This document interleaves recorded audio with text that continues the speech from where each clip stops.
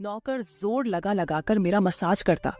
मैं उसको पैसे पकड़ाती तो कहता, रहने दो मालकिन, वसूली रात को करूंगा। मैं कुछ समझ नहीं पाती। जैसे जैसे वह मसाज करता मुझ पर खुमारी बढ़ती ही जाती और मैं सुकून से गहरी नींद सो जाती। लेकिन एक रात मुझे नींद नहीं आई। मेरे तो होश उड़ गए जब उस रात मसाज करते करते उसने, मेरा नाम दामिनी है, मैं बहुत खूबसूरत थी, इसीलिए शादी से पहले हर दिन मेरे लिए रिश्ता आता था। मैं अपने माँ बाप की इकलौती बेटी थी, इसलिए मेरा बाप चाहता था कि मैं डॉक्टर बनकर उसका नाम रोशन करूं। मगर जब मेरे लिए इतने अच्छे रिश्ते आते थे तो मेरी माँ मुझे कहती कि तुम अपनी पढ़ाई छोड़ दो ताकि मैं तुम्हारी शादी कर दूं। मगर मैं अपनी माँ से कहती थी कि मुझे तो डॉक्टर बनना है। मगर यह सुनकर मेरी माँ को गुस्सा आ जाता था और वह कहती थी कि तुम अभी शादी कर लो, ये डॉक्टर की पढ़ाई बाद में कर लेना। मगर मेरा बाप नहीं मानता था, इसलिए मेरी माँ एक बुजुर्ग बाबा के पास गई और उनसे कहा कि मैं अपनी बेटी की शादी करना चाहती हूँ। मगर उसका बाप नहीं मान रहा। कोई ऐसा ताबीज दो कि उसका बाप शादी के लिए फौरन मान जाए। उस बुजुर्ग ने मेरी माँ से 2000 रुपए लिए और ऐसा ताबीज दिया कि मेरा बाप मेरी शादी के लिए फौरन मान गया। ये रिश्ता दरअसल मेरे बाप के दोस्त ने अपने बेटे के लिए मांगा था और कहा कि आपकी बेटी शादी के बाद भी डॉक्टर बन सकती है। ये सुनकर मेरे बाप ने उससे शादी के लिए फौरन हाँ कह दिया और मैं विदा होकर अपने ससुराल आ गई। मेरे ससुराल वाले बहुत अमीर थे, इसलिए मैं और मेरे पति अलग घर में रहते थे। मेरा पति अपने बाप का बिजनेस संभालता था, इसलिए वह सुबह से शाम तक बिजी रहता था। मैं उसके घर गई तो वहां का ऐशो आराम देखकर मैं चौंक गई। मेरे पति ने मेरी सेवा के लिए कई नौकरानियां रखी हुई थी, मगर उसका एक नौकर धीरे धीरे मेरे करीब आने लगा। उस नौकर ने मुझसे कहा कि मैं यहाँ काफी सालों से काम कर रहा हूँ और आपके ससुराल वाले मुझे बिल्कुल घर के मेंबर की तरह ही समझते हैं। ये सुनकर मैंने भी उसे खास अहमियत देना शुरू कर दी। वह एक दिन मेरे कमरे में आ गया। मैं अभी तक बिस्तर में लेटी हुई थी। उसने मुझे थका थका देखा तो कहने लगा कि आप लेटे रहो, थक गई होगी। अगर आपको एतराज ना हो तो मैं आपके पैर दबा दूं। यह सुनकर मैं चौंक गई। मैं खूबसूरत थी, जवान थी, लेकिन मुझे मेरे पति के अलावा किसी मर्द ने नहीं छुआ था और ना ही मैंने किसी नौकर से कभी अपने पैर दबवाए थे। इसलिए मैंने फौरन मना कर दिया, क्योंकि मुझे अच्छा नहीं लगता कि कोई पराया मुझे छुए। यह सुनकर वह चुप हो गया और मेरे कमरे से चला गया। तभी मुझे एहसास हुआ कि मैंने उसकी बात का जवाब बहुत सख्ती से दिया था। शायद वह पहले भी मेरे ससुराल में ऐसे काम करता होगा, मगर मैंने साफ इनकार करके उसका दिल तोड़ दिया था।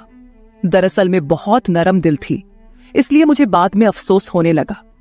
मैं उसके बारे में सोचने लगी कि यह नौकर तो काफी जवान और खूबसूरत है, मुझे इससे पैर नहीं दबवाना चाहिए था।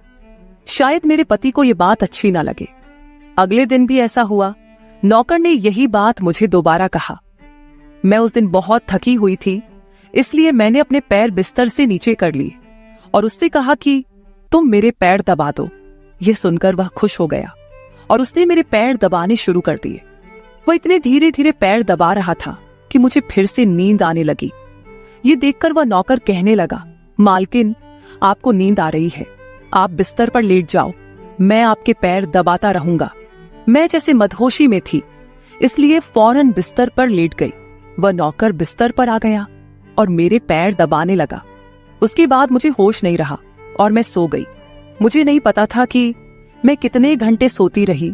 मेरी आंख खुली तो मैंने देखा कि वह नौकर अभी तक मेरे पैर दबा रहा था। ये देखकर मुझे उस पर तरस आ गया और मैंने हाथ बढ़ाकर अपना पर्स खोली और कुछ नोट निकाले और उस नौकर के हाथ में रख दिए। ये देखकर वह शर्माने लगा। मालकिन, आप मुझे पैसे देकर शर्मिंदा कर रही है। मेरी सैलरी अच्छी है, मुझे इन पैसों की जरूरत नहीं है। ये सुनकर मैंने उससे कहा कि यह पैसे तुम्हारी मेहनत के हैं। ये सुनकर उस नौकर ने मुझसे वह पैसे लिए और मेरे कमरे से निकल गया। मेरा पति रात को देर से आता था, इसलिए मैंने शाम को फिर उस नौकर को अपने कमरे में बुलाया और उससे कहा कि तुम्हारी मालिश से मुझे बहुत अच्छी नींद आती है, इसलिए जब तक मेरा पति घर नहीं आ जाता तब तक तुम मेरे कमरे में ही रहना। शायद नौकर को पैसे का लालच आ गया था, इसलिए वह मेरी बात सुनकर खुश हो गया और कहने लगा, मैं तो आपका मामूली सा नौकर हूं, जैसा आप कहोगे मैं वैसा ही करूंगा। आपके पैर दबाता रहूंगा ताकि आपकी थकान उतर जाए और आपको सुकून मिले। ये सुनकर मैंने उससे कहा कि तुम्हारे हाथों में जादू है, इसलिए तो मेरी सारी थकावट उतर जाती है। एक दिन नौकर ने मुझसे कहा कि आपकी सास भी कभी कभी मुझसे मसाज करवा लेती थी। ये सुनकर मैं चौंक गई। मुझे मेरी सास ऐसी नहीं लगती थी, मगर वह नौकर झूठ बोलने वाला नहीं लगता था। मुझे ससुराल आए 1 महीना होने वाला था, इसलिए मैंने नौकरों को परख लिया था। वह मुझे हर बात सच ही कहता था। मेरे घर में नौकरानियां भी काम करती थीं, मगर वह झूठी और बेईमान थी। वह मुझसे जो बात सुन लेती थी उसे पूरे मोहल्ले में मशहूर कर देती थी, इसलिए मैं उन्हें अपने कमरे में नहीं आने देती। ये नौकर इस घर का पुराना नौकर था, इसलिए मैं उस पर भरोसा करती थी। नौकर भी मेरे कमरे में आता था, मगर अपनी नजरें झुकाकर रखता था। वह मेरे जिस्म को हाथ लगाता, मगर उसकी नीयत खराब ना थी।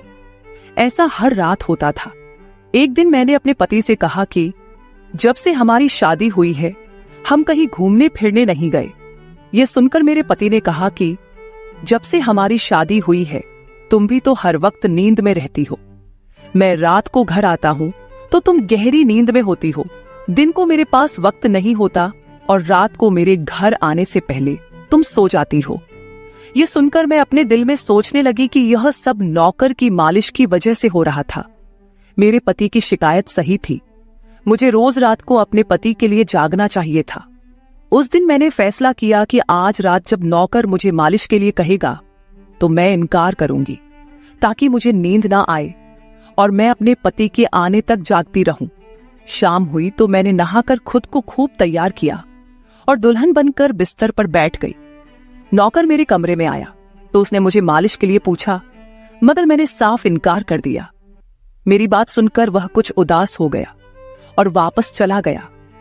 कुछ देर बाद नौकर मेरे कमरे में आया तो उसके हाथ में दूध का गिलास था।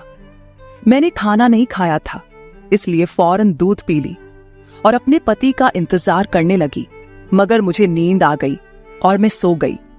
सुबह में जागी तो नौकर फौरन मेरे कमरे में आया और कहने लगा, मालकिन आपके लिए नाश्ता लेकर आऊं।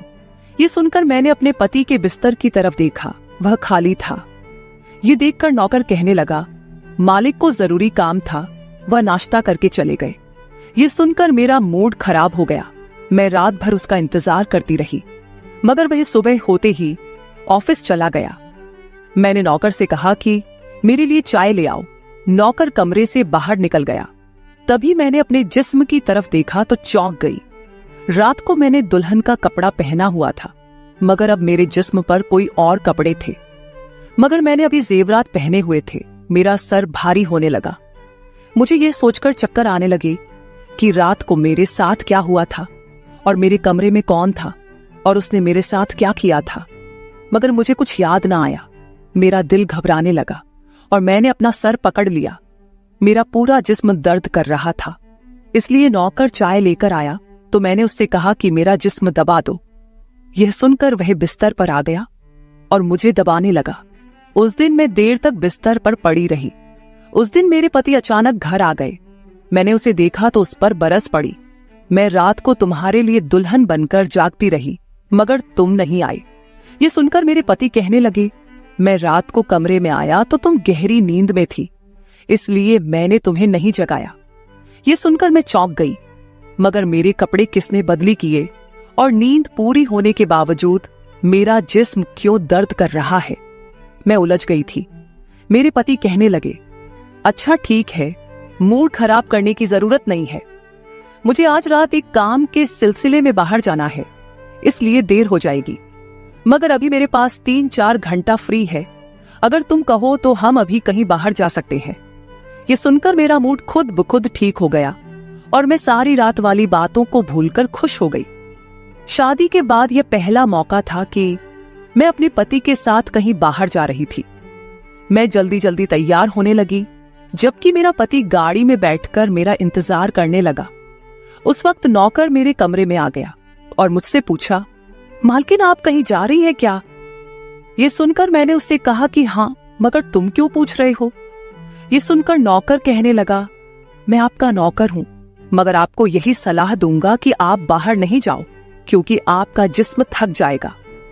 ये सुनकर मुझे गुस्सा आ गया और मैंने उससे कहा कि तुम मेरे नौकर हो, मेरे पति बनने की कोशिश मत करो। ये कहकर मैं बाहर चली गई।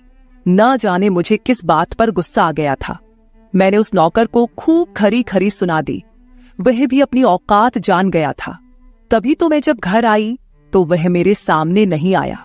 मेरे पति मुझे गेट पर उतारकर वापस बाहर जा चुके थे। जबकि मैं अंदर आई तो मेरा सारा जिस्म बुरी तरह दुख रहा था। शायद मेरे जिस्म को मालिश की आदत हो गई थी।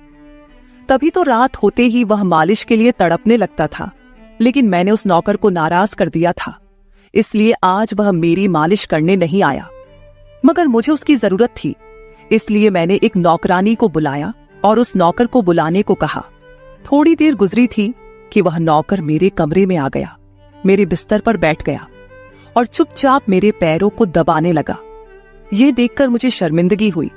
मैंने उसे इतना बुरा भला कहा, मगर उसने मेरी बात को बिल्कुल बुरा नहीं माना। मैंने उसे चुप देखा तो कहने लगी, मुझे उस वक्त पता नहीं क्या हो गया था, इसलिए मैंने तुम्हें खरी खरी सुनाई। मैं इतने दिनों के बाद अपने पति के साथ कहीं बाहर जा रही थी, इसलिए मुझे तुम्हारा टोकना अच्छा नहीं लगा, इसलिए मुझे माफ कर दो। मैं उसकी मालकिन थी और उसे इस काम के पैसे देती थी, मगर अब भी मुझ में इंसानियत जिंदा थी, इसलिए मैंने मालिक होकर भी नौकर से माफी मांग ली। क्योंकि वह भले ही नौकर था, मगर वह एक इंसान भी तो था। मेरी बात सुनकर वह नौकर कहने लगा, मैं आपका नौकर हूं, इस काम के लिए मैं आपसे सैलरी लेता हूं, इसलिए आपको हक है, आप जो चाहे मुझे कह दे। ये सुनकर मैं चुप हो गई, मगर मैंने सोच लिया था कि आइंदा इससे ऐसा कुछ नहीं कहूंगी। वह उस रात देर तक मेरी मालिश करता रहा और फिर मुझे नींद आ गई। मुझे नहीं पता था कि नौकर मेरे कमरे से कब निकला और कब मेरे पति घर पर आए। मैं सुबह उठी तो मेरा पति बाथरूम में था और बाहर जाने के लिए तैयार हो रहा था। मैं उसे हैरानी से देखने लगी। पता नहीं आजकल मुझे क्या हो रहा था। नौकर की मालिश से मुझे इतनी गहरी नींद आती कि मुझे किसी बात का होश ना रहता था। मुझे इस बात का भी पता नहीं चलता था कि मेरा पति कब कमरे में आता था। मैं सोचने लगी कि इस नौकर की मालिश में ऐसा क्या जादू था कि वह मेरे पति के आने से पहले ही मेरी मालिश करता, तो मैं अचानक गहरी नींद में सो जाती थी। सुबह जब मैं उठती तो मेरा सर भारी महसूस होता और मैं चलने फिरने के काबिल नहीं रहती। मगर यह बात मैंने अपने पति को नहीं बताई, क्योंकि मैं नहीं चाहती थी कि ये बात मेरे पति को पता चले कि मैं उस नौकर से मसाज करवाती थी। एक दिन मेरा पति दिन के वक्त घर पर ही रहा। मैंने नौकर से घर के सारे काम करवाए, अपने कमरे में नहीं आने दिया। नौकर भी घर के सारे काम करता रहा और मसाज वाली बात किसी के सामने अपने मुंह से नहीं निकाली। मैं भी चाहती थी कि यह बात किसी को पता ना चले। इस दौरान जब मेरा पति घर से बाहर जाता था, मैं उस नौकर को कमरे में बुला लेती थी। मगर एक दिन मेरा पति अचानक ही घर आ गया और मैं कमरे में थी। यह देखकर मैं बहुत घबरा गई और सोचा कि पति के आने से पहले नौकर को भगा दूं। मगर यह नौकर भी बड़ा समझदार था। मेरे पति के आने से पहले दूसरे काम पर लग गया और मेरे पति को कुछ पता नहीं चला। मैं मसाज घर की नौकरानियों से भी करवा सकती थी, मगर उस नौकर के हाथ में क्या जादू था कि मैं उसे हर रोज अपने कमरे में बुला लेती थी। मुझे पता नहीं क्या हो जा रहा था। जिस रात मैं नौकर से मसाज नहीं करवाती थी, उस रात मेरे पूरे जिस्म में दर्द हो जाता था। सुबह मैं जागती तो मेरा सर भारी हो जाता था और मुझे थकान भी हो जाती थी। एक रात मैंने नौकर से मालिश करवाई और गहरी नींद सो गई। सुबह मेरी आंख खुली तो फिर से मेरे कपड़े चेंज हो चुके थे। ये क्या माजरा था? ऐसा कौन करता था? क्या मेरा पति मेरे साथ ऐसा कर रहा था? मैं सोच में पड़ गई। मैंने शीशे के सामने जाकर देखा तो चौंक गई। मेरे पूरे जिस्म पर लाल निशान पड़ गए थे। यह कैसे निशान थे? मैं अपने जिस्म पर हाथ फेरने लगी। मैं जैसे उस निशान को मिटाना चाहती थी, मगर ऐसा ना हुआ। अगले दिन फिर मैंने अपने जिस्म को देखा कि निशान खत्म होने के बजाय फैलने लगे थे। मैं घबरा गई। तभी मेरे कमरे में नौकर आ गया और उसने मुझे मालिश को कहा। मैं उस निशान को छुपाना चाहती थी, इसलिए उसे कहा कि आज तुम सिर्फ मेरे पैर दबा दो। उसने मुझसे कुछ नहीं पूछा, मगर मैं अंदर ही अंदर डर रही थी। किसी दिन मेरे पति ने यह निशान देख लिए तो मैं उसे क्या जवाब दूंगी। मैं ये सोच सोचकर थक चुकी थी, इसलिए मैंने तकिए पर पैर रख दिए। नौकर मेरा मसाज करने लगा। मेरी आंखें नींद से बंद होने लगी थी। तभी मुझे नौकर ने ऐसी बात कह दी जिसे सुनकर मेरे होश उड़ गए। उसने मुझसे कहा, मालकिन आप मुझे बहुत अच्छी लगती हो। मेरी आंखें बहुत बोझल होने लगी थी। मुझे उसकी बात समझ नहीं आई और फिर मैं गहरी नींद सो गई। सुबह मेरी आंख खुली तो मेरा पति भी बिस्तर में लेटा हुआ था। मेरा सर भारी हो रहा था और जिस्म दर्द से छूट रहा था, मगर उसके बावजूद मैं अपने पति के करीब गई और उसे धीरे से उस निशान के बारे में बता दिया। मैंने सोचा कि यह निशान बढ़ रहे थे, इसलिए मुझे यह बात अपने पति को बता देनी चाहिए। यह सुनकर मेरे पति ने मेरे जिस्म से कपड़ा हटाया तो वह उछल पड़ा। वह मुझसे दूर हो गया और कहने लगा, तुमने मुझे धोखा दिया है, बेवफाई की है और तुम्हें उसी की सजा मिली है। यह कोई बीमारी नहीं है, बल्कि तुम्हारा गुनाह है। मुझ में क्या कमी थी जो तुमने दूसरा मर्द तलाश कर लिया। मैं काम में बिजी था, मर तो नहीं गया था कि तुमने एक और चक्कर चला लिया। यह सुनकर मैं हक्का बक्का रह गई। मैंने उससे कहा कि यह आप कैसी बातें कर रहे हैं, मैं बेकसूर हूं।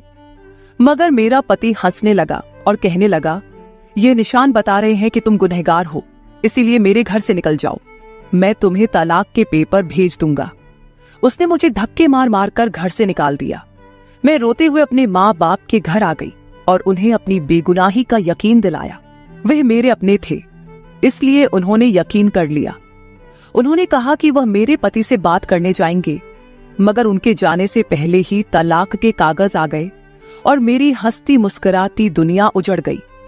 मैं इसका जिम्मेदार किसको ठहराती? कोई भी तो नहीं था। मैं कई दिनों तक रोती रही। मुझे ऐसा लगने लगा था जैसे मैं मरने वाली थी। एक दिन मेरी माँ मेरे कमरे में आई और कहने लगी कि तुमसे कोई मिलने आया है। मैं भागकर गई कि शायद मेरे पति आए हो, उसे मेरी बेगुनाही का एहसास हो गया हो। मगर वहां मेरा पति नहीं था, बल्कि वही नौकर था जो उसके घर काम करता था। मैंने उसे आने का कारण पूछा तो वह कहने लगा, मैं आपके उन निशानों के बारे में जानता हूं। यह सुनकर मैं चौंक गई। मैंने उसको कसकर पकड़ा और उसकी शर्ट का बटन एक झटके से खोल दिया। मुझे अब समझ आया कि मेरे पति ने मुझ पर इतने गंदे इल्जाम क्यों लगाए थे। ये कहकर मैंने नौकर के सीने पर मुक्के मारने शुरू कर दिए। मैंने कहा, ये निशान मेरे जिस्म पर कैसे आए? तुमने मसाज के बहाने मेरे साथ क्या क्या किया था? मुझे सच सच बताओ। ये सुनकर नौकर ने मेरे दोनों हाथ पकड़ लिए और कहने लगा, मेरा नाम राजेंद्र है और मैं तुम्हारे साथ यूनिवर्सिटी में पढ़ता था, मगर मुझे तुमसे प्यार हो गया। मैं भी डॉक्टर बनना चाहता था और मैंने सोचा था कि जब हम दोनों डॉक्टर बन जाएंगे तो मैं तुम्हारे बाप से तुम्हारा हाथ मांग लूंगा। मगर एक दिन तुम्हारी सहेली की जुबानी मुझे पता चला कि तुम्हारी माँ तुम्हारी शादी जल्द करना चाहती है, इसलिए मैंने डर कर तुम्हारे घर रिश्ता भेजा। मगर तुम्हारे बाप ने इनकार कर दिया और कहा कि मैं अपनी बेटी की शादी तब करूंगा जब वह डॉक्टर बन जाएगी। इसलिए मैं टेंशन फ्री होकर अपनी पढ़ाई करने लगा। मुझे एक हफ्ते के लिए अपने कजिन की शादी के लिए शहर से बाहर जाना पड़ा। तभी तुम्हारी शादी हो गई। वह यह सब मुझसे कह रहा था और मैं चुपचाप उसे देख रही थी। जब मैं वापस आया तो मेरी मोहब्बत किसी और की दुल्हन बन चुकी थी। मैं तुम्हारे प्यार और दीवानगी में तुम्हारे ही घर का नौकर बन गया ताकि मैं तुम्हारे करीब रह सकूं। मैं तुम्हारे करीब आना चाहता था, इसलिए मसाज के बहाने तुम्हारे कमरे में आ जाता था और रात को तुम्हारे दूध में बेहोशी की दवा मिला देता था ताकि तुम सोती रहो और तुम्हारा पति तुम्हारे करीब ना आ सके, क्योंकि तुम मेरी थी। मैं तुम्हें किसी और के करीब नहीं देख सकता था। ये सुनकर मैं हक्का बक्का रह गई। क्या तुमने मेरे साथ कभी कुछ गलत किया? ये सुनकर उसने मेरा हाथ अपने सर पर रख लिया और कहा, मैं तुमसे प्यार करता था, इसलिए तुम्हारी इजाजत के बगैर मैं तुम्हारे साथ कुछ नहीं करना चाहता था। ये सुनकर मैंने उस निशान की तरफ इशारा किया जो हम दोनों के जिस्म पर थे। ये सुनकर वह हंस दिया और कहा कि मैं डॉक्टर हूं और यह सिर्फ इन्फेक्शन है। ये मैंने इसलिए किया ताकि तुम्हारे पति को हम दोनों के ऊपर शक हो जाए। ये कहकर उसने मुझसे माफी मांग ली और मैंने पूरे 1 साल उसे सजा देने के बाद माफ कर दिया और फिर उसके साथ शादी कर ली। तो मेरे प्यारे दोस्तों, ये थी हमारी आज की छोटी सी कहानी। आपको ये कहानी कैसी लगी कमेंट करके जरूर बताएं। अगर आपको ये कहानी पसंद आई हो तो इसे लाइक करें और अपने दोस्तों के साथ शेयर करें। अगर आप ऐसी ही और भी इंटरेस्टिंग और रोमांटिक कहानियां सुनना चाहते हो तो चैनल को सब्सक्राइब जरूर कर ले और बेल आइकॉन ऑन कर ले ताकि आपको मेरी हर कहानी समय पर मिल सके। कल मिलेंगे एक और नई कहानी के साथ। धन्यवाद।